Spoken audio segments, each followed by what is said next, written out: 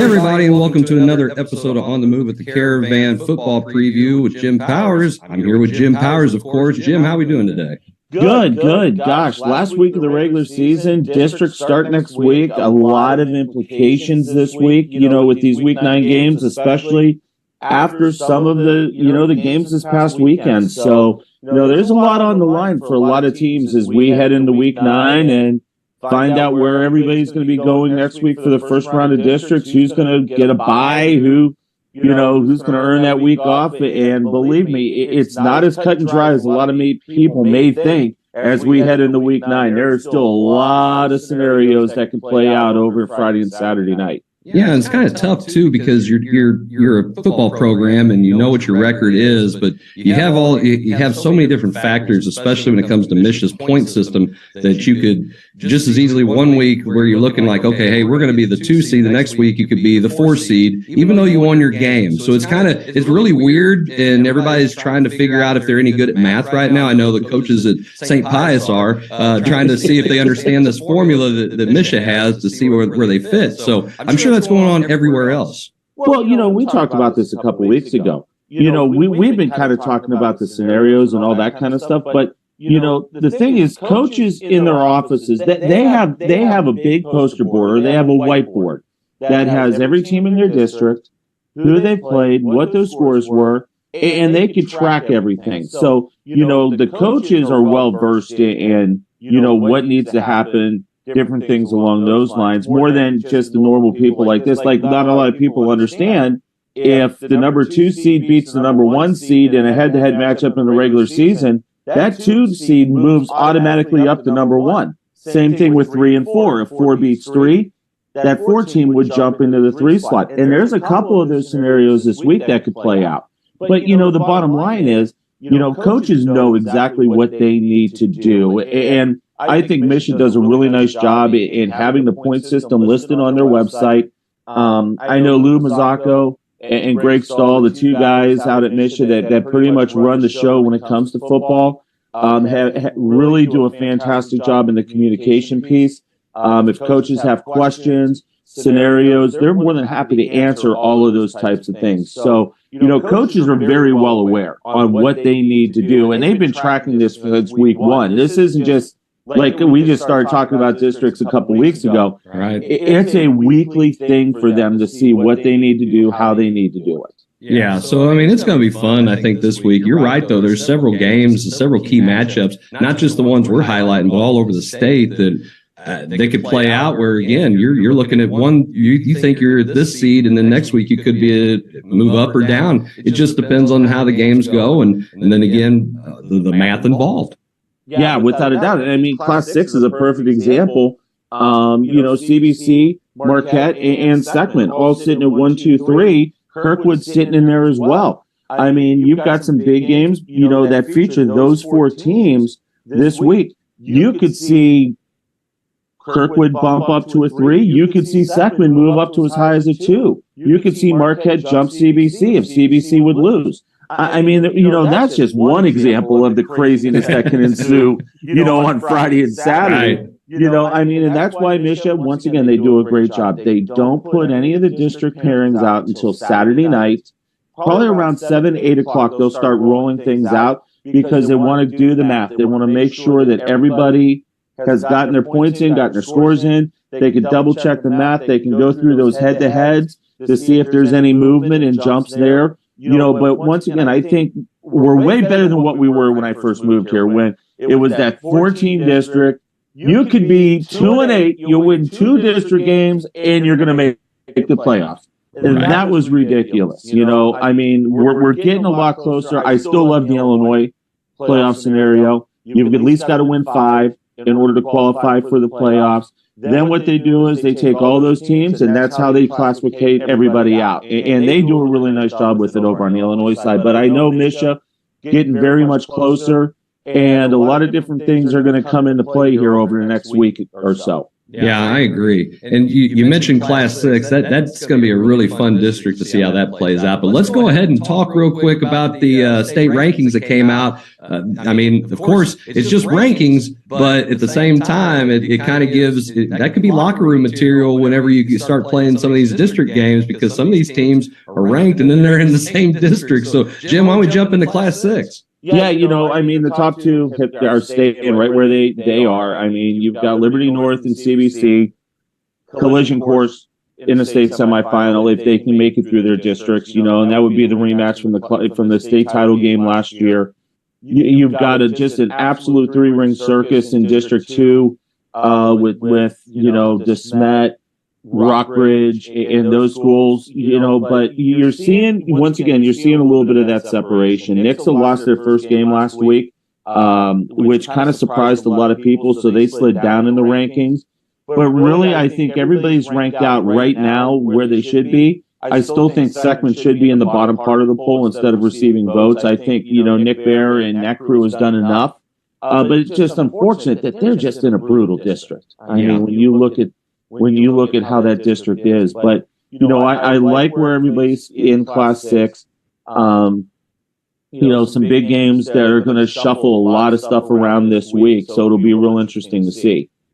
Yeah, and I think I really personally, I mean, of course, I'm from this area, I'm around this area. I would love to see Seckman. I think they deserve it. I think they've won and they've played really well. Their only loss coming to Valley, and Valley is kind of good, I think, from what I've been, I've been told. I'm not really sure if they're okay or not. Okay. Yeah. So they've lost to a state-ranked team that can beat a lot of schools, Class 1 through 6. So I think they should have got a little bit of love, but again, that's just the way the coaches see it on the panel.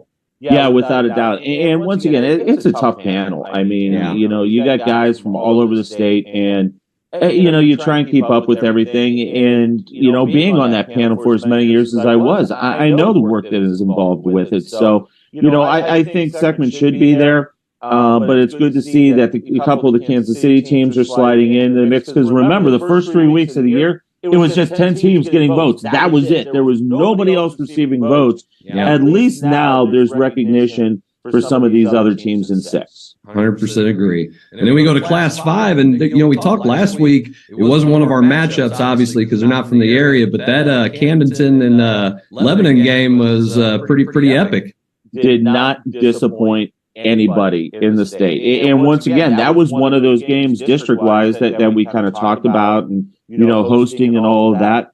But once again, the normal suspects up top, Carthage, how MICDS moving up. Camdenton's got a terrific team, like we mentioned last week. Jeff Shore on his retirement tour.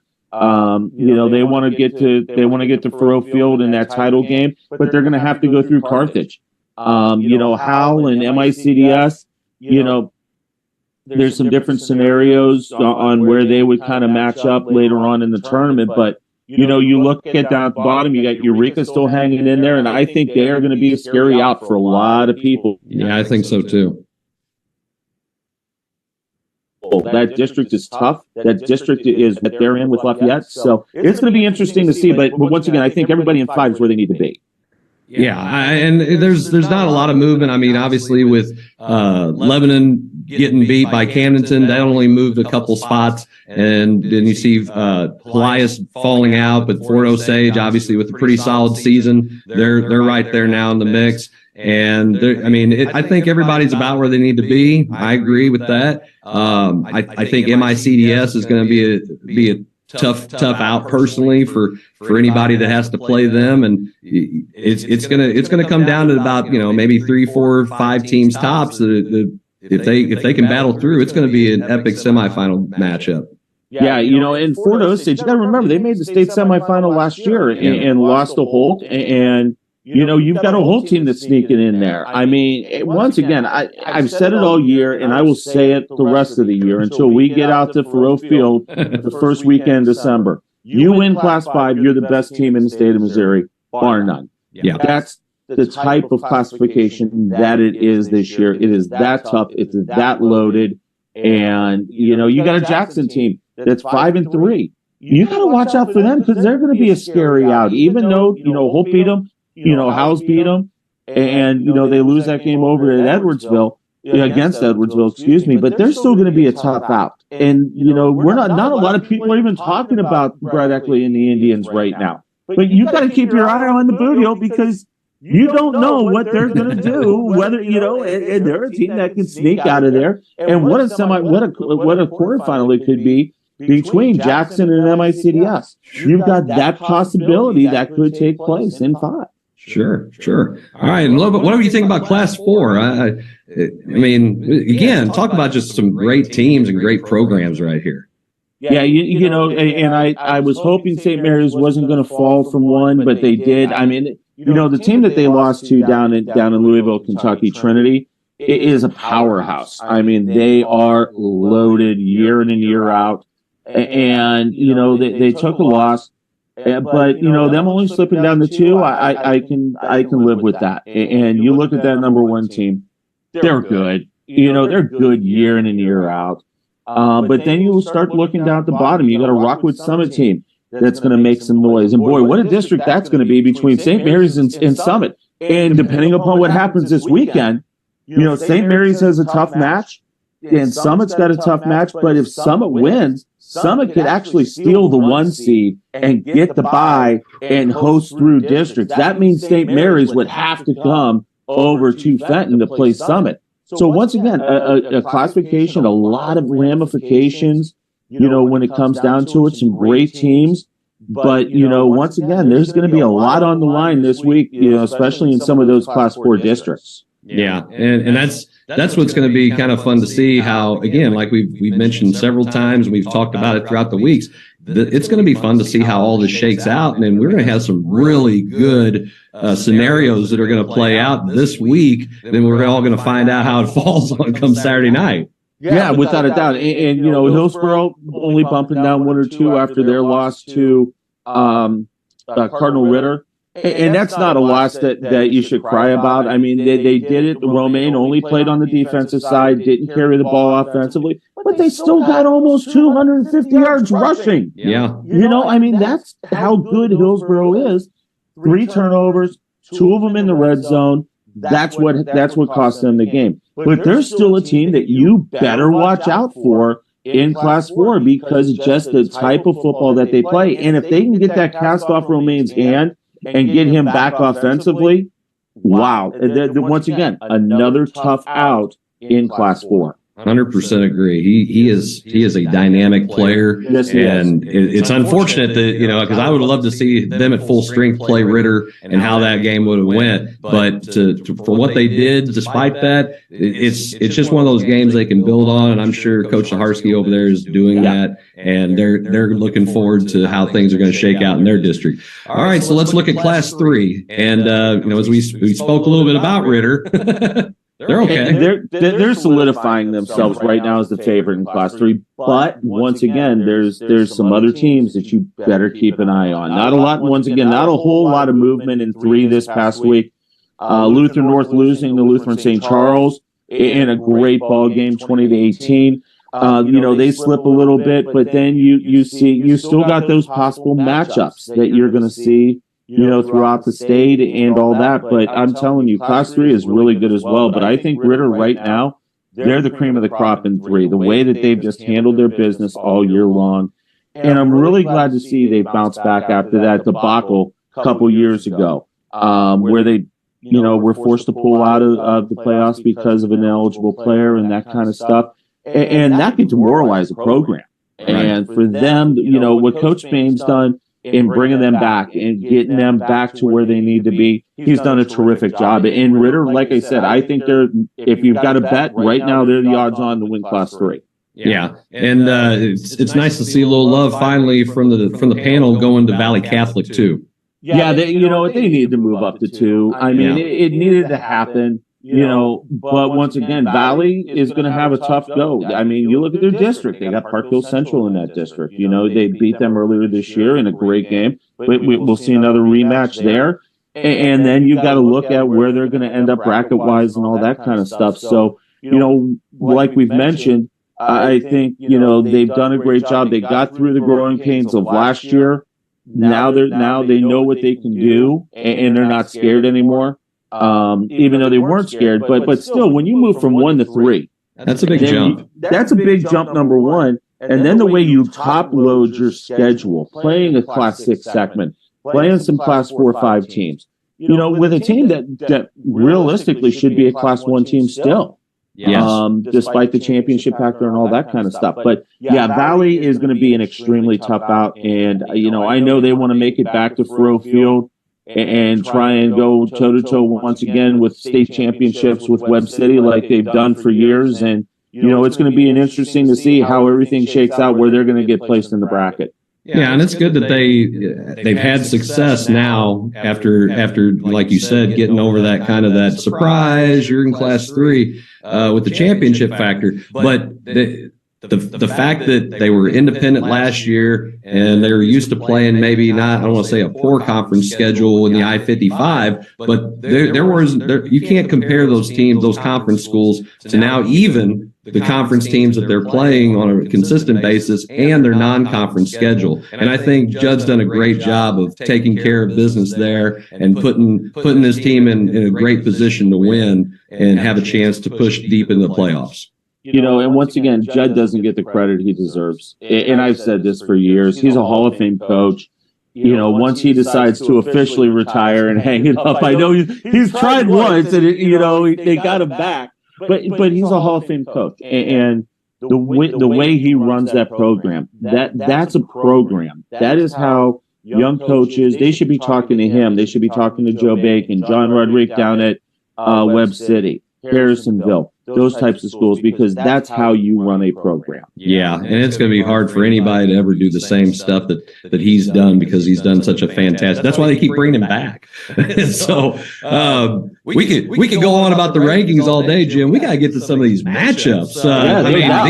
We got some, man, right off the bat. You're throwing haymakers. You're coming out of the gate, bell, boom. We're going to start hitting it hard. Because first up, we have the 6-2 Illinois State-ranked Edwardsville Tigers taking on Missouri Class 6 second-ranked CBC Cadets, who come in at 7-1 on the season. Edwardsville's offense struggled last week against national powerhouse East St. Louis, like most people do, losing 26-7. The Tigers' balanced offense will need bounce-back games from junior quarterback Jake Curry and senior running back Deshaun Lawson as they cross into the Show Me State Friday night to take on CBC. The Cadets are coming off of a 52-25 win against another out-of-state opponent, Warren Central, Indiana. CBC's offense is averaging nearly 49 points per game, led by dual threat quarterback junior Cole McKee and sophomore Jason Wiley. They got two quarterbacks that they rotate in and out, and they're both doing really, really well. What a great matchup though for Week 9, Jim. Yeah, I've said this for the last 3 years. You might as well put the Smet and CBC as affiliate members of the Southwestern Conference over in the Illinois side, because they play East St. Louis and they play Edwardsville every year. Every now and then you'll get an O'Fallon matchup. But yeah, this is a great matchup, and it's a great way to kind of get your mind right going into the district, and for Edwardsville over, on the Illinois side, because they're going to make it into the 8A, and they're not going to have an easy track in 8A over in Illinois. So, this is a great matchup for them. You talk about CBC's quarterback play. It's more is the running game. This is a CBC team that doesn't have to throw the ball a lot. Right. Because they've got Van in the backfield. They've got Love in the backfield. They do have some great receivers, don't get me wrong, but their quarterbacks are making it easy to where they know they've got a couple running backs that can get the job done. You've got a great offensive line. What's been really impressive for me, and I thought going into this year for CBC, there was going to be a lot of question marks defensively, and those question marks have gone away. They've done everything they've needed to do against a really tough schedule. For Edwardsville, Jake Curry is a terrific quarterback. They went toe-to-toe with East St. Louis for 2 quarters this past Friday night. And, East St. Louis just wore them down. But Edwardsville's had a terrific season, and they're a fun team to watch. And like I said, you go back to Week 1, they go down to the pit and knock off Jackson. Guess what? This is a team that could spring that type of a game at any given moment. CBC needs to take care of their business. They can't look ahead to next week in District 1 district week 1 where they'll play an 8 seed. You have to be ready to go, because if you lose, you could drop as far down as 3 in the hosting scenario. Right. So this is a monster game for them. Right. And I think it's, again, talking about scenario-wise, especially here in Missouri, how things can shake. And plus, you got to play for that Missouri pride. You can't let some Illinois team beat you. I mean, come on, right? Absolutely. I mean, there's still that rivalry. And, that's why I love seeing these games. I remember when I first moved here, you used to see, O'Fallon and Hazelwood Central play all the time. You used to you see Belleville East taking on, some of the other local teams. And then they went away from it for a little bit. But now you're seeing Edwardsville, East St. Louis, O'Fallon scheduling teams from Missouri. And I really hope we start to see a little bit more of that, because it's great competition. Bragging rights is one thing, but it's going to get both sides ready for when they get into the playoffs. And that's what you got to worry about. And that's what you should do, is for your schedule, get your team ready to play to the highest potential, especially these programs. They're high-level programs anyway. They should be playing some of the better teams in the area. So next we have another border battle with the 6-2 Illinois state ranked, as we mentioned before, East St. Louis Flyers crossing the Mississippi to take on the 4-4 Missouri Class 6 7th ranked DeSmet Spartans. As mentioned before, East St. Louis defeated state ranked Edwardsville last week 26-7 as they got 3 touchdowns on the ground from sophomore running back to Ryan Martin. The Flyers' defense has also been impressive all year, giving up an average of just 9 points per game, especially with the schedule they play. It's so crazy. Last week, DeSmet took on another Illinois opponent, South Holland Thornwood, as they rolled 48-0. The Spartans will need another big performance this week from senior dual threat quarterback Christian Cotton, who has accumulated over 1,200 yards passing with 12 touchdowns and 400 yards rushing and 7 scores on the ground. Jim, can the Spartans ground the Flyers this week? This is a game, and I know what John Merritt loves to do. He wants to go fast. He wants to control pace. You have to limit East St. Louis possessions. That's what Edwardsville did in his first 2 quarters this past week. But then, Terrian got loose. Robert Battle, a quarterback, is terrific. He does such a nice job in running that offense. So if you're DeSmet, you need to limit possessions. And that means you've got to go more to the ground. Cotton's got to make good decisions in the RPO. They've got a couple really good running backs. But the bottom line is going to be limiting what you do to keep that offense for East St. Louis off the field. Even though East St. Louis's defense is probably one of the best that I've seen in a long time. But if you can keep them on the field for an extended period, that's going to wear them down a little bit. And that's what you need to do. If you're going to be successful in this game, you've got to limit possessions. But the other big key, too, is you've got to take a haymaker right out of the gate. I mean, East St. Louis is going to look to come out, punch you in the mouth, and just keep going. If you can weather that storm, I think you're in a decent spot. But once again, it's going to be a great matchup. It's going to be a packed house over at DeSmet on Friday night, a 6 o'clock start. So, a lot of people go there early and catch a later game, second half of a later game. But it's just going to be a terrific game. And once again, a lot on the line. You got a DeSmet team that's number 4 in their district, and they're on that bubble. I mean, they could actually, with the loss, they could drop to 5 and have to go on the road for the whole district. And I know they don't want that. They at least want to get one home game in their district. So a lot of implications in this matchup. Yeah, and East St. Louis, I mean, I kind of look, like when I was looking at this, I'm like, gosh, 9 points per game on defense. I think the battle in the trenches is going to be so important. If you talk about one to have possession of the ball and limit their possessions on offense, and it's going to be a tough row to hoe for DeSmet, especially how good East St. Louis is. Oh, without a doubt. And that, once again, it's going to be the game. It's the game up front. This is going to be a game, offensive, defensive lines, who can stay fresh, be able to just handle a pounding that these two teams are going to give each other. But this is These are fun Week 9 games to talk about. Oh, yeah, they are. This, as I said, I was looking at when you gave me the list. I'm like, oh, my gosh, these are awesome. So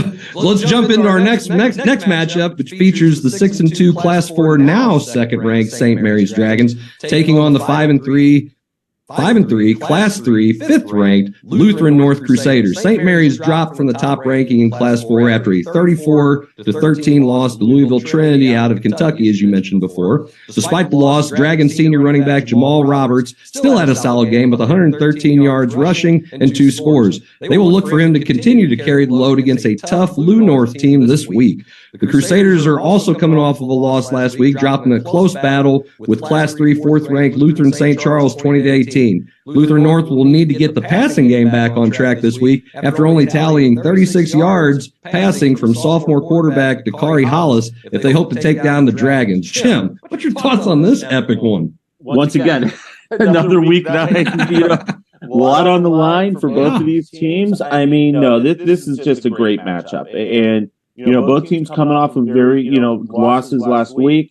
But, once again, they're looking to get those 1 seeds so that they can have a week off, get everybody healed up a little bit. But yeah, I mean, St. Mary's has got a terrific offense that, once again, one of the things that you looked at with them early in the season was quarterback play.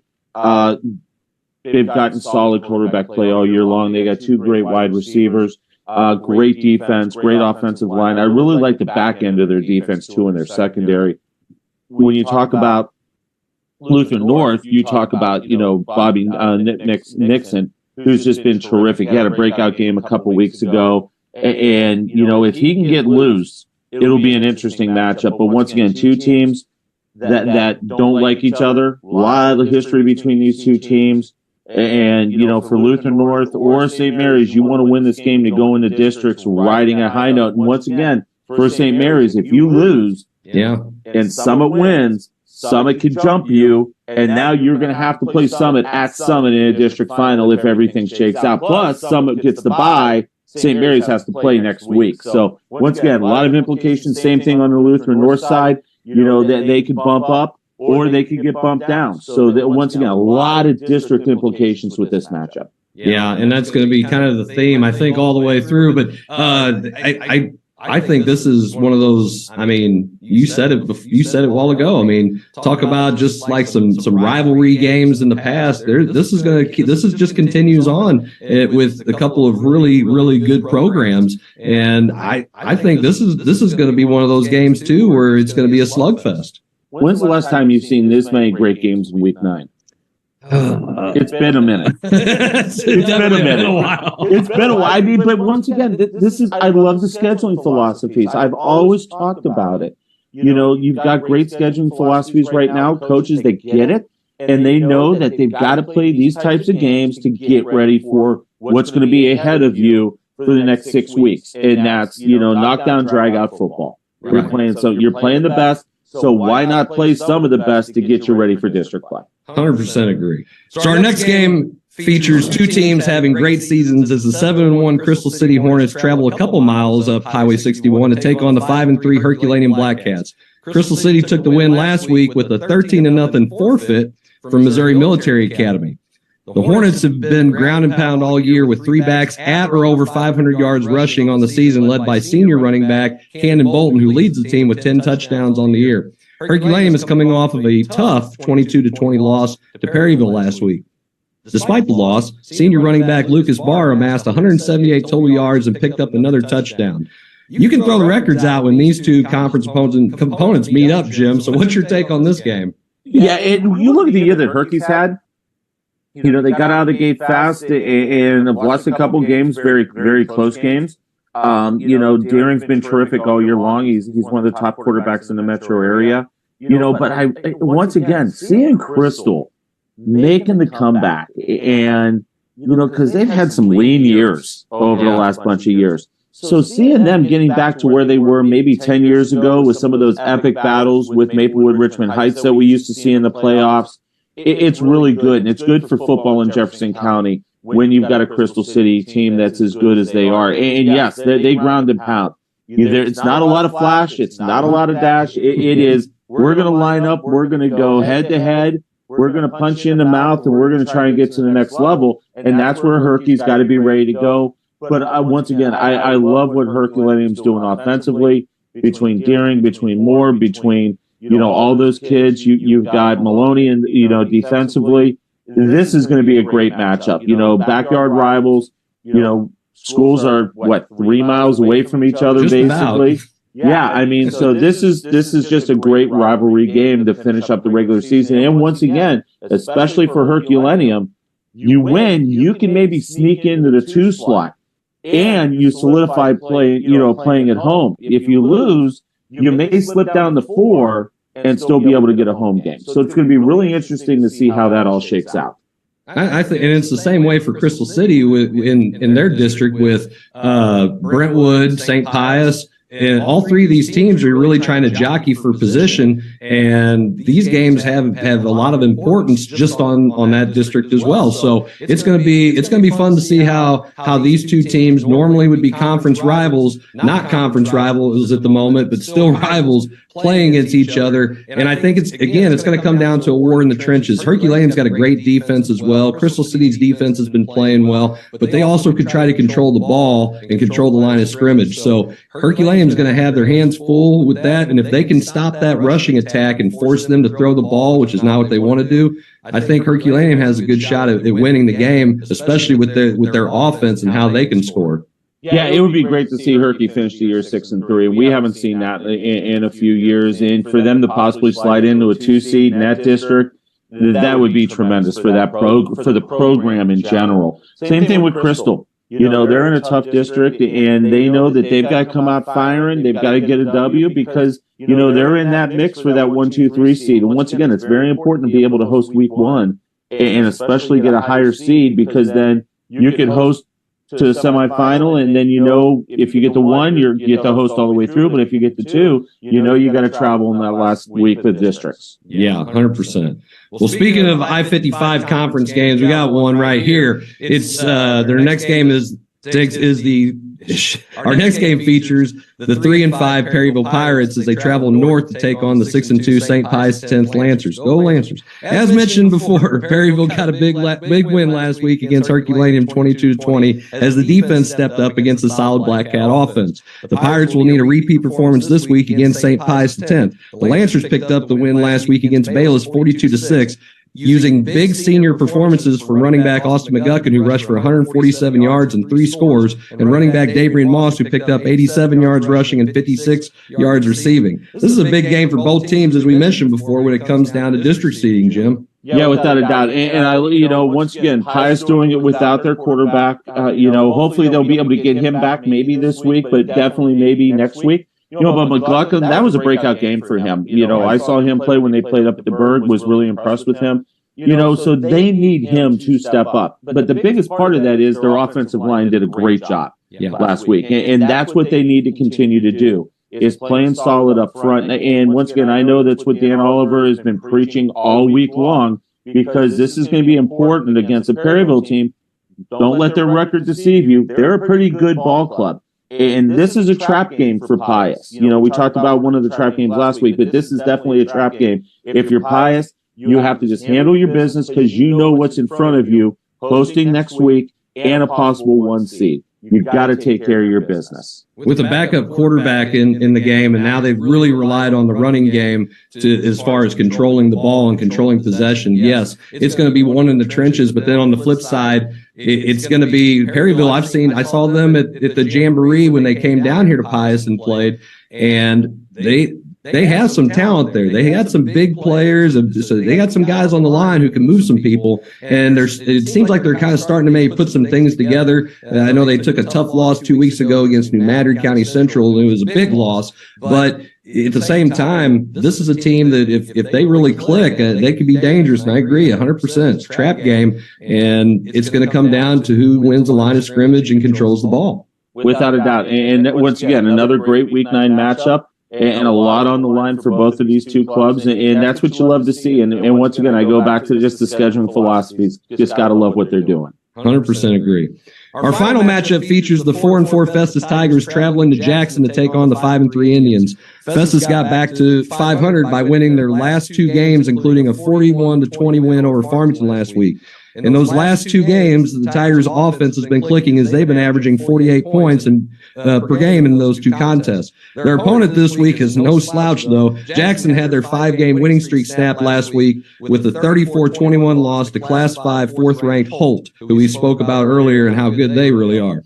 The Indians' offense has been a force of their own all season, averaging 42 points per game. Jim, this could be one of those games where both teams just light up the scoreboard. Oh, yeah, the defense optional in this one. Yeah. I mean, that's what it's going to be. 7 on 7. Let's just throw it around. Right? Let's just chuck it around all over the place. No, I mean, Jackson knows what's in front of them. They're comfortably in the 1 seed. You want to get a win with some momentum, plus you'll get the bye next week. For Festus, this could be a statement game for them leading into the postseason. You get a W down at the pit, and once again, Edwardsville did something that not a lot of teams do, and that's win down in Jackson. And once again, Festus got to take the road, go down 55, play in that hostile environment. But if they can get the W, I think that's going to be a jump start for them going in. But for Jackson, there's a lot on the line because they've got Oakville nipping at their heels for that 2 seed, for that 1-2 seed in their district. So Jackson, I know they just want to get out with a W. That way they get a week off to kind of regroup a little bit next week.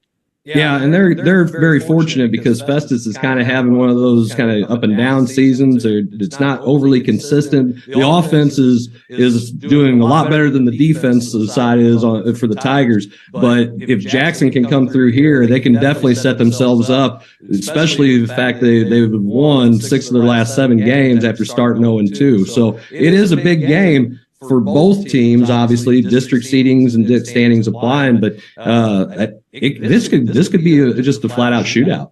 Yeah, without a doubt. And you wouldn't expect anything less from these 2 teams as we head into Week 9 and we figure out what's going to happen for districts. Absolutely. Well, Jim, it's been another fun week to talk about some football here, and as we finish the season off, the regular season at least, I think there's just going to be some really fun games for people who are fans of high school football out there. And, I mean, good gosh, what a great season it's been.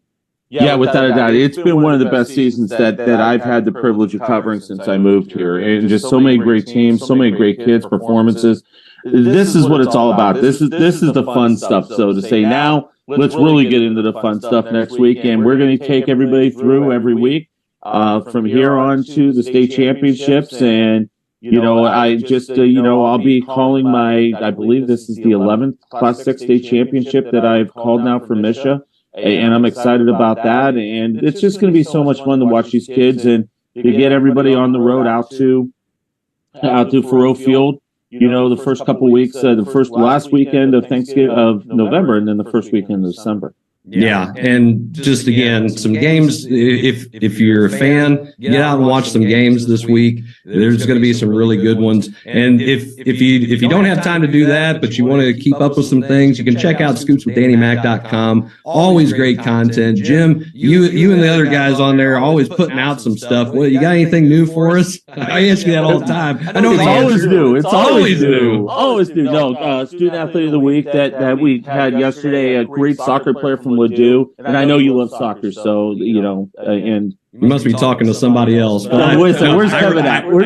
I respect soccer. I'm not a big fan of the game. I like a lot more scoring than what there is in soccer. Right. But that's another topic for another time. Absolutely. No, Eli Tenenbaum has been a terrific defender for Ladue. Great interview with him. It was so much fun talking with him. And then, starting, we'll start transitioning into a lot of the championship stuff. Going to have on Friday, Friday, we'll have recaps from golf where St. Joe's won their 7th straight golf championship.